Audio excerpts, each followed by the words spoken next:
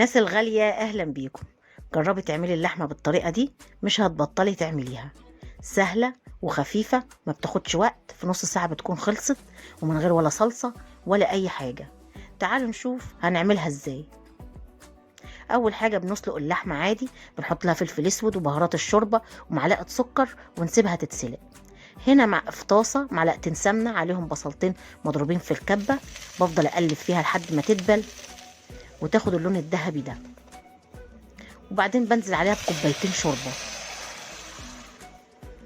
واول ما تغلي بتبلها. نص معلقه فلفل، نص معلقه بهارات، ومعلقه ملح، وتظبطي الملح حسب ما تاخد معاكي. وبعدين بكون مجهزه 2 بطاطس او 3 مقطعاهم مكعبات صغيره زي ما انتوا شايفين. ممكن تقللي وتزودي في البطاطس براحتك. تحطيهم على البصل، وبسيبها تغلي 5 دقايق، وبتكون اللحمه استوت. بعد ما تغلي 5 دقايق اللحمه هي استوت بس ما استوتش جدا، يعني انا عايزاها تستوي جدا مع البطاطس.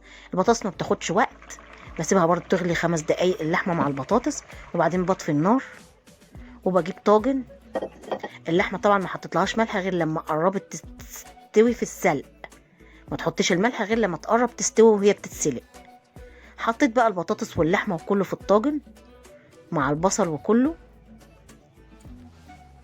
وبعدين بحطها في الفرن. اول ما تغلي بسيبها ربع ساعه، ربع ساعه بعد ما تغلي، وبعدين بحمر وشها واديها اللون الذهبي الخفيف ده على الشوايه. اجمل حاجه ممكن تعمليها مع رز بالشعريه، ممكن تاكليها بالعيش عادي. اجمل حاجه وطعمها تحفه وخفيفه جدا على المعده، مهما تاكلوا منها ما بتتعبش. واللحمه استوت جدا مع البطاطس، والبطاطس مش مستحمله لان البطاطس ما بتاخدش سوا، والصوص ده اللي نازل منها تحفه، طعمه جميل جدا. شايفين اللحمه مش مستحمله خالص، مستويه جدا. يا رب يكون الفيديو عجبكم وتجربوه، وبالهنا والشفا لكل اللي يجرب.